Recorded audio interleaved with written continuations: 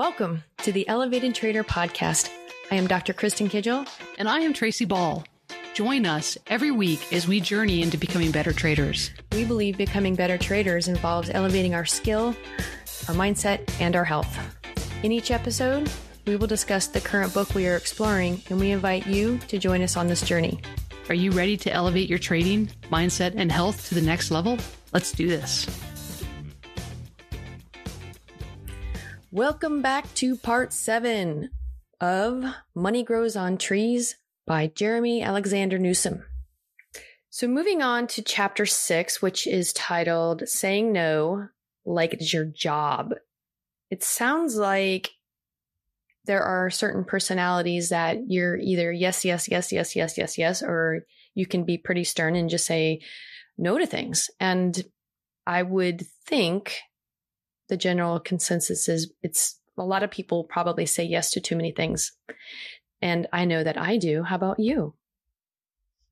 Well, it's interesting because there's a couple premises that I work on. And one of them is my word is my bond.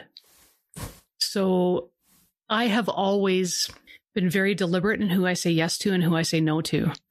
Oh, cool. Right. And the reason being is because that underlying belief is that if I say yes, I'm going to do it. No matter what it costs me, I'm going to do it. I don't want to ever come back and have to say, I'm sorry, I can't. Mm-hmm. That is terrible. I don't ever want to experience those feelings. So that one there is probably the underlying strength that gives me the ability to actually say no when I need to. Now, that doesn't mean that I don't feel guilty. Doesn't mean that I don't deal with all the emotions attached with saying no that a lot of people experience when saying no, which is what leads them to say yes in the first place. But that other part is so much stronger that it gives me the strength to say no when I need to say no. The other thing is, like we spoke about in the last part, when we did the last episode, we talked a little bit about time being money. That premise is also driving me. So when I'm looking at, I'm always evaluating my time is money. Is this worth my time right now? Or is it not worth my time? Is there value in me doing it? So I have both of those that give me the freedom to be able to say yes or no, or to at least evaluate it. Maybe that's what most people don't do. They just don't take a moment to consider, how is it going to affect me if I say yes? And how is it, because then saying yes all the time can be an issue. I think go ahead. I think that is definitely a factor, but I also think people don't want to be, they're always concerned about hurting people's feelings. Well, yeah, for sure. Right? Yeah. And learn quality. And I can tell you that, because I've had this conversation many times with other people, is that, you know what, you're actually doing people a disservice by saying yes when you really want to say no. And in the end, you're going to hurt them more than if you had just said no to begin with. Yeah, there's a quote on page 88. It says, generosity is a virtue, but unlimited generosity is a fast route to bankruptcy. Mm-hmm. Brett Stevens. I like that one. And just the next one underneath is, I think this is actually one of 2 places in this entire book where I actually underlined something. So it just says, this practice of saying no simply gives you the opportunity, the freedom, and the path to focus on what really matters most to you. Mm-hmm. Boom. Yes. Boom. That's it. That's it. Now, what else spoke to you? The only other thing that spoke to me in this chapter was a quote by Amit Kalamtri. I think that's how you say his name. And that was, the real freedom is saying no without needing a reason.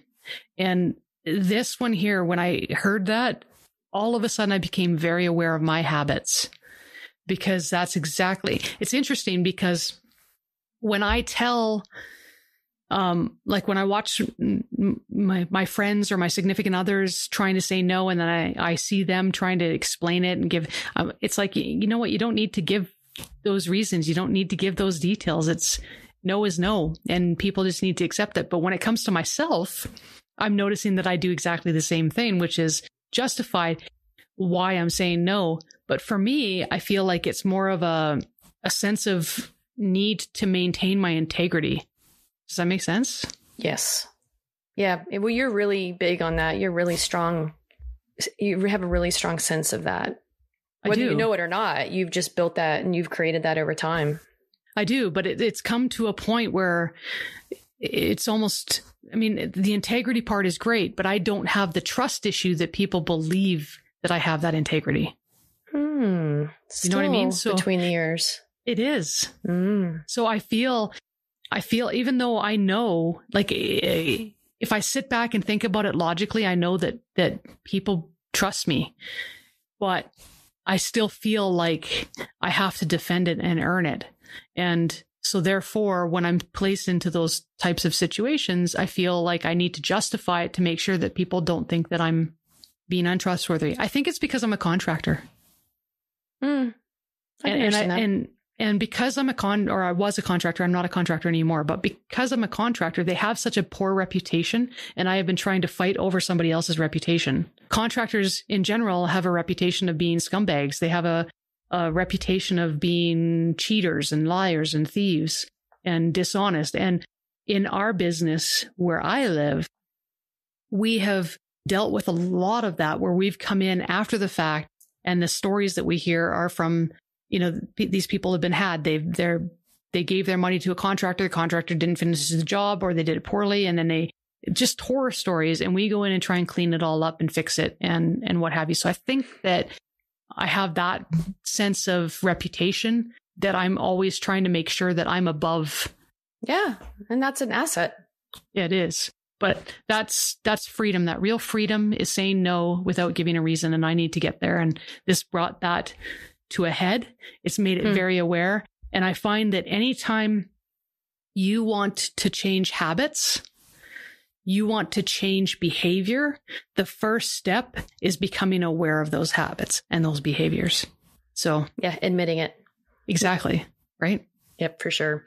One of the things he says, be prepared when you have quite a bit of currency, that people will be asking you for it. And that, making sure that it's maybe making that mindset shift of, is this something, come up with something to say. And he does give an example of something to say.